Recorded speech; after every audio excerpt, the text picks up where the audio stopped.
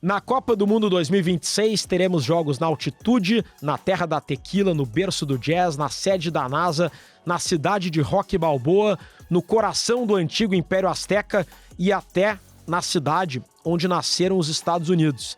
Vai ter estádio a 70 quilômetros da cidade sede, tem arena que custou mais de 6 bilhões de dólares, palco que brilha à noite, um outro estádio onde a bola já bateu no telão, tem um estádio que dispara buzina de trem a cada gol e 2 estádios que entraram para a história, pelo barulho ensurdecedor da torcida. E além disso, a final do Mundial vai ser disputada na menor cidade já escolhida na história para sediar uma decisão de Copa do Mundo.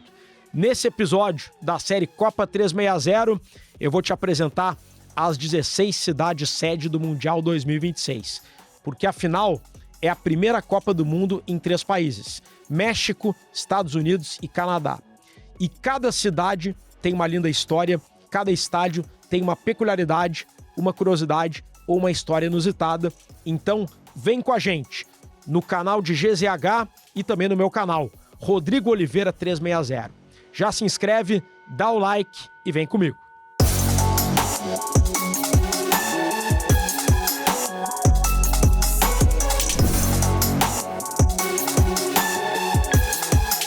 A gente vai começar pelo México. A abertura será na Cidade do México, que tem 9 milhões de habitantes e uma área metropolitana que ultrapassa as aglomerações urbanas do mundo. A cidade foi erguida no local da antiga capital do Império Azteca. Fica a 2.200 metros de altitude. Isso vai ter interferência nos jogos, hein?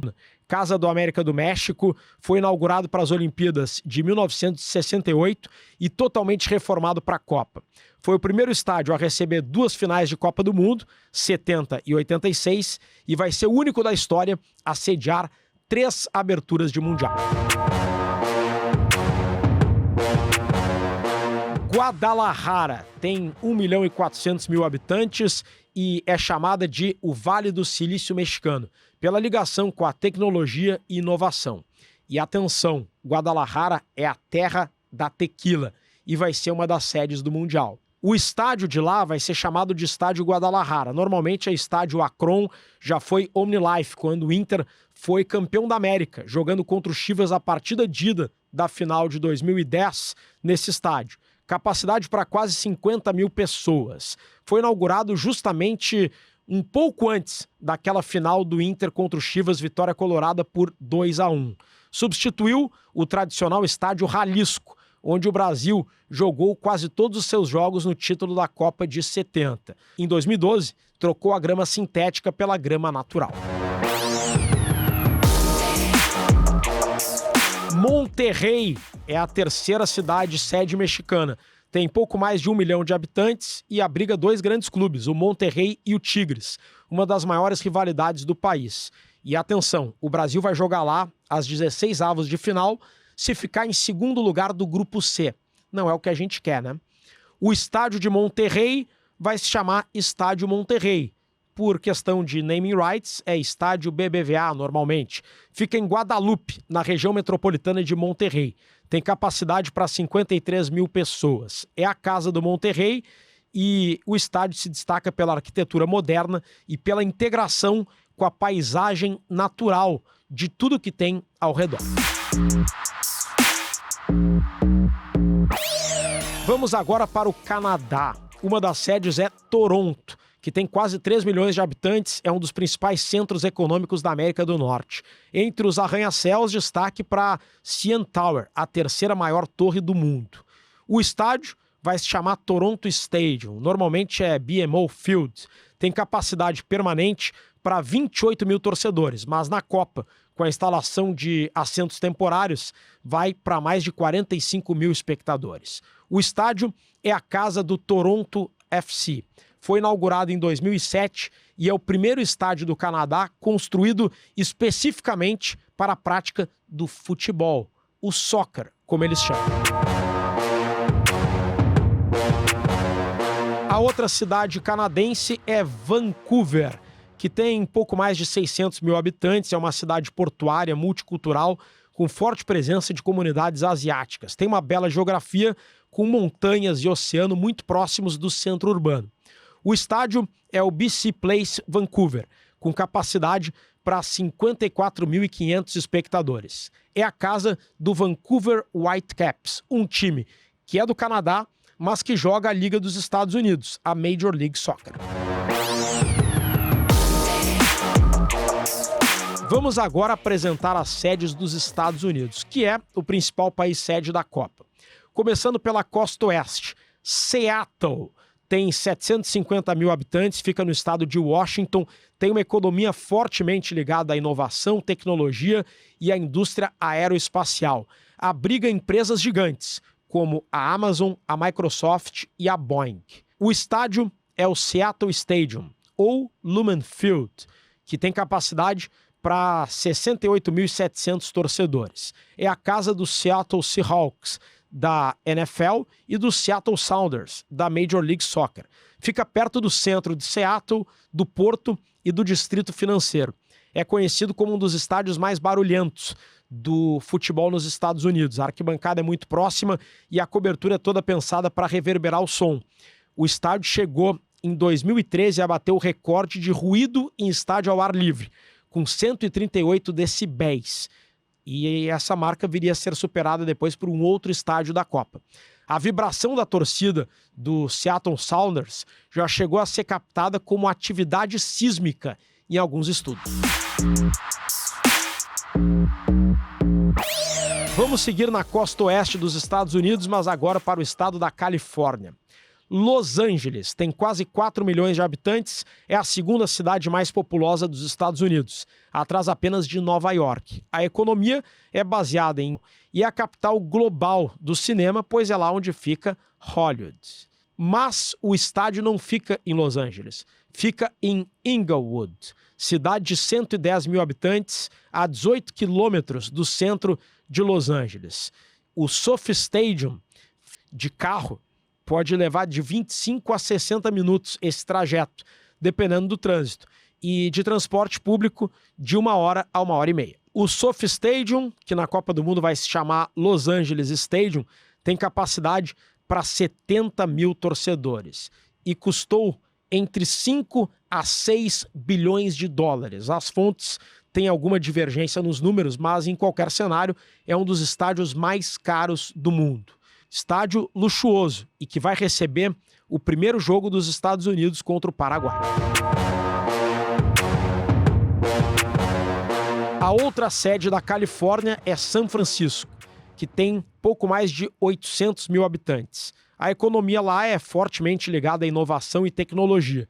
E a cidade tem símbolos turísticos, como a Golden Gate Bridge e a antiga prisão de Alcatraz. Mas o estádio não fica em São Francisco, fica, aliás, bem longe, a 70 quilômetros dali, em Santa Clara, cidade de 130 mil habitantes, uma cidade universitária e tecnológica que faz parte do Vale do Silício, um dos maiores polos tecnológicos e de inovação do mundo.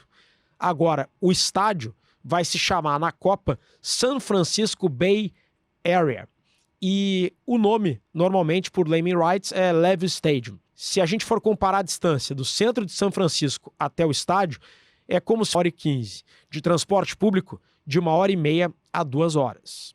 O São Francisco, ou Levi Stadium, em Santa Clara, tem capacidade para 68.500 espectadores. É a casa do San Francisco 49ers, da NFL, e é apontado como um dos estádios mais tecnológicos e sustentáveis dos Estados Unidos.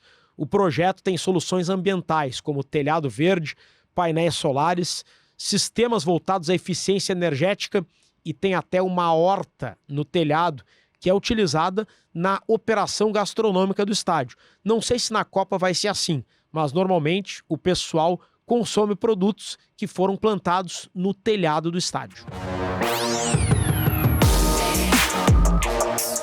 Vamos agora para o meio oeste dos Estados Unidos. Kansas City, cidade do Kansas, para diferenciar do estado do Kansas. Vou explicar. É uma cidade de 510 mil habitantes, um dos berços do jazz e famosa pelo churrasco americano, o barbecue, que é bem diferente do nosso, tá? Fica no estado do Missouri, na fronteira com o estado do Kansas. No estado do Kansas tem uma outra cidade com o mesmo nome, única área metropolitana dividida entre 2 estados. Só que a cidade sede da Copa não fica no estado do Kansas, fica no estado do Missouri. E essa cidade é conhecida como a cidade da Arrowhead Stadium ou Kansas City Stadium, tem capacidade para 76 mil torcedores. É a casa do Kansas City Chiefs, um dos clubes mais tradicionais da NFL. A arquibancada fica perto do campo e foi esse estádio que bateu o recorde do estádio de Seattle. Em 2014, registrou 140 decibéis, entrando para o Guinness como o maior ruído de uma torcida em um estádio ao ar livre na história. Vamos agora para o sul dos Estados Unidos, começando pelo Texas, um estado icônico dos Estados Unidos, inicialmente com Dallas, que tem cerca de 1.300.000 habitantes. Dallas é um símbolo urbano do Texas, bem na nossa cabeça quando o estado do Texas é lembrado. Uma marca histórica de Dallas é ter sido a cidade onde o presidente norte-americano John Kennedy foi assassinado em 63. Mas o estádio de Dallas não fica em Dallas, fica em Arlington, cidade de 400.000 habitantes, a 30 quilômetros do centro de Dallas. Tradicional no boliche e por parques de diversões. O estádio é chamado, por questão de naming rights, de AT&T Stadium, mas na Copa do Mundo vai ser Dallas Stadium. É um estádio que, se a gente for comparar a distância do centro de Dallas, é como se fosse do centro de Porto Alegre até São Leopoldo. Dá 25 a 40 minutos de carro e 1h30 de transporte público. O estádio tem capacidade para 80.000 pessoas e é a casa do Dallas Cowboys, da NFL. Um detalhe que é icônico no estádio é o telão suspenso. É um telão maravilhoso, magnífico. Mas no futebol americano já aconteceu de a bola, aquela bola oval do futebol americano, bater no telão, que interfere no jogo, né? Será que na Copa do Mundo a bola de futebol vai bater no telão também? Quem é o zagueiro que vai dar aquele chutão que vai acertar o telão do estádio de Dallas, hein? O AT&T Stadium vai ser o estádio da Copa que mais vai receber partidas, 9 no total, incluindo uma semifinal. E há uma crítica recorrente de que em jogos à tarde, a luz do sol que entra pelas aberturas de vidro pode atrapalhar a visão dos jogadores. E na Copa serão vários jogos à tarde.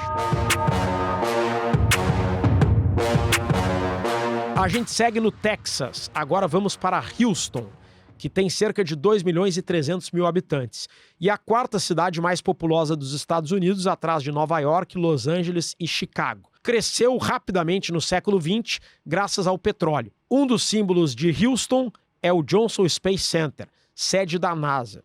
Aliás, é por isso que Houston é sempre associada com aquela frase: Houston, we have a problem. Famosa na missão Apollo 13 nos anos 70. O Houston Stadium tem capacidade para 72.000 pessoas e é a casa do Houston Texans, da NFL. Entrou para a história por ser o primeiro estádio da NFL com teto retrátil e é famoso por brilhar à noite, pelo efeito das paredes de vidro e do revestimento do teto. O Brasil vai jogar lá nos 16avos, se for primeiro do grupo C, que é o que a gente quer, ou pode jogar lá nas oitavas, se for segundo do grupo C. A gente segue no sul dos Estados Unidos. A sede agora é Atlanta, na Geórgia. Atlanta tem pouco mais de 510.000 habitantes, para o mal e para o bem, porque o estado da Geórgia, na Guerra Civil Americana, era um dos estados confederados da América, que defendia a escravidão. E a cidade foi muito destruída pelas tropas da União. Só que na sequência, no século XX, Atlanta se consolidou como um grande centro de luta pelos direitos civis. É a cidade natal de Martin Luther King, um dos maiores líderes da luta contra o racismo.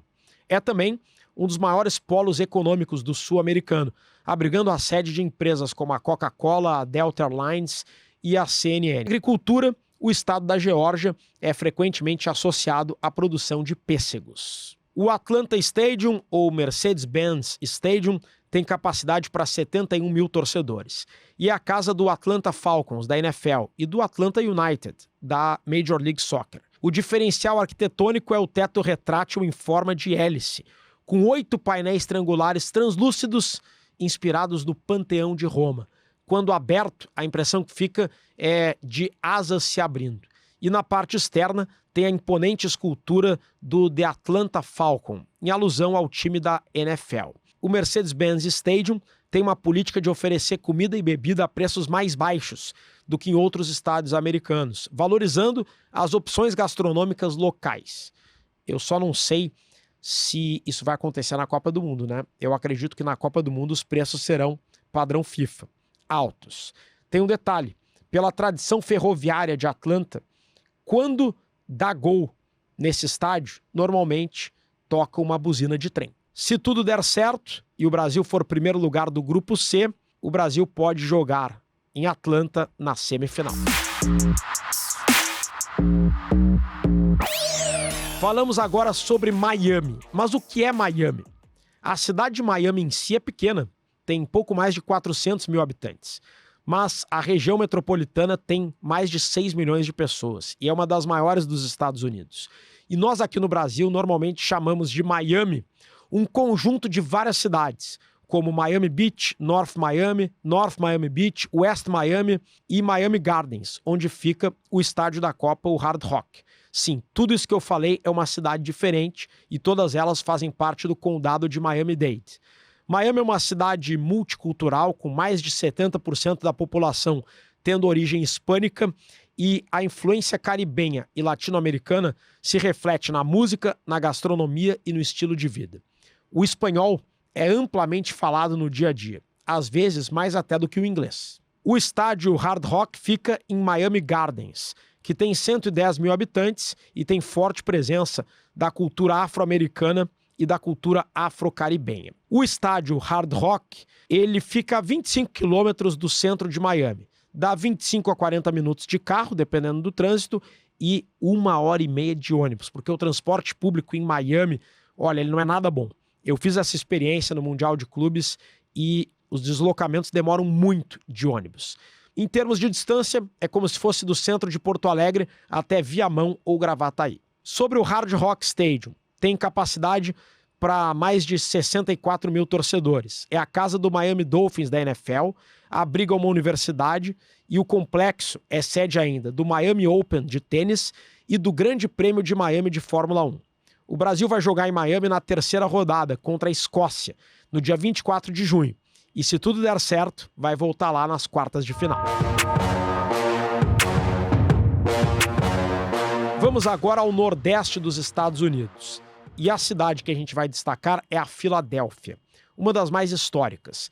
Tem 1.600.000 habitantes, é a sexta mais populosa do país. Declaração de independência dos Estados Unidos em 1776. Foi onde nasceu a primeira Constituição americana. E por isso a Filadélfia é chamada de o berço da democracia dos Estados Unidos. A cidade também é conhecida pelos filmes do Rocky Balboa. Tem 2 estátuas do personagem ao lado daquela famosa escadaria eternizada nos filmes. O Philadelphia Stadium, ou Lincoln Field Stadium, tem capacidade para 67 mil torcedores e é a casa do Philadelphia Eagles, da NFL. E o complexo tem ainda o estádio dos Phillies, de beisebol, e o ginásio, onde atuam tanto os 76. Na Copa de 2026, esse estádio vai receber um jogo de oitavas de final no dia 4 de julho. Aniversário da independência norte-americana, justamente na cidade onde ela foi proclamada. Se der a lógica, se os favoritos confirmarem o favoritismo, esse jogo vai ser entre Alemanha e França. O estádio se destaca pela sustentabilidade, com uso de painéis solares e turbinas eólicas. O Brasil vai jogar lá na segunda rodada do Grupo C, contra o Haiti, no dia 19 de junho. Seguimos no Nordeste americano, a cidade agora é Boston. Com cerca de 650 mil habitantes, foi um epicentro da Revolução Americana, palco de confrontos decisivos entre colonos e tropas britânicas antes da independência dos Estados Unidos.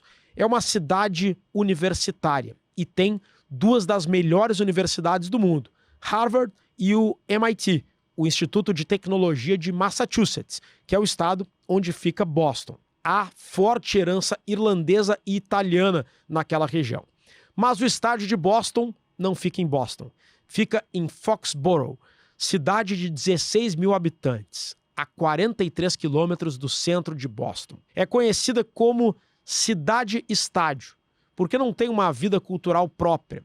Ela se transforma em dias de jogos do New England Patriots, de futebol americano, do New England Revolution, de futebol, o nosso futebol, e vai se transformar na Copa do Mundo.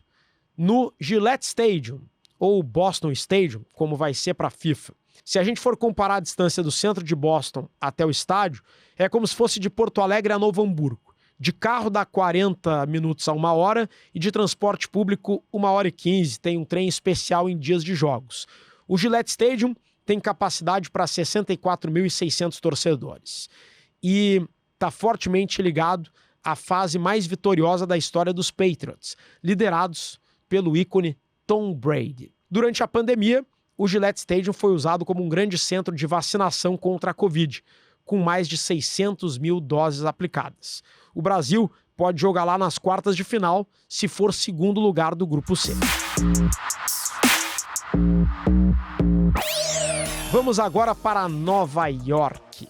8 milhões e 500 mil habitantes, a cidade mais populosa dos Estados Unidos. A região metropolitana passa do planeta em população, economia, turismo e projeção internacional. Mas o estádio de Nova York não fica em Nova York. Fica em East Rutherford, que, aliás, não fica nem no estado de Nova York, fica no estado de Nova Jersey. É uma cidade vizinha a Nova York, mas tu cruza o rio Hudson, tu sai do estado de Nova York e entra no estado de Nova Jersey. East Rutherford tem cerca de 10 mil habitantes e fica a 13 quilômetros do centro de Manhattan. Será a menor cidade da história a sediar uma final de Copa do Mundo, superando Berna, que tinha 150 mil habitantes na Copa do Mundo de 54. O centro de East Rutherford é pacato, residencial e tem muito culto aos veteranos de guerra, mas a economia daquela cidade está muito ligada ao MetLife Stadium, palco da final, e ao American Dream, um shopping que é um dos maiores dos Estados Unidos e fica do lado do estádio. Para ir do centro de Nova York até o MetLife é pertinho, tá? 20 a 35 minutos de carro. De transporte público pode ser de 35 a 50 minutos, mas em termos de distância é como se fosse do centro de Porto Alegre até o aeroporto Salgado Filho. O estádio, MetLife por naming rights, vai se chamar New York New Jersey Stadium na Copa do Mundo. Tem capacidade para 82.500 torcedores e é um dos maiores estádios da NFL. É a casa de 2 times da liga, o New York Giants e o New York Jets, algo que é muito raro no futebol americano profissional. Vai ser o palco da estreia do Brasil na Copa do Mundo, contra o Marrocos, dia 13 de junho.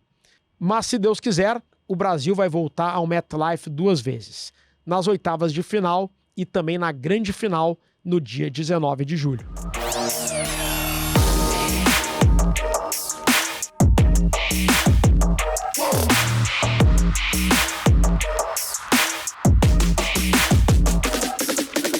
Esse foi mais um episódio da série Copa 360. Tem episódio inédito toda segunda e toda quinta no YouTube de GZH e no meu canal, Rodrigo Oliveira 360. Já te inscreve nos 2 canais se tu ainda não está inscrito, dá o like se curtiu o vídeo e vem comigo, porque no próximo episódio a gente vai falar sobre os Misters, os 10 técnicos peso pesados do Mundial.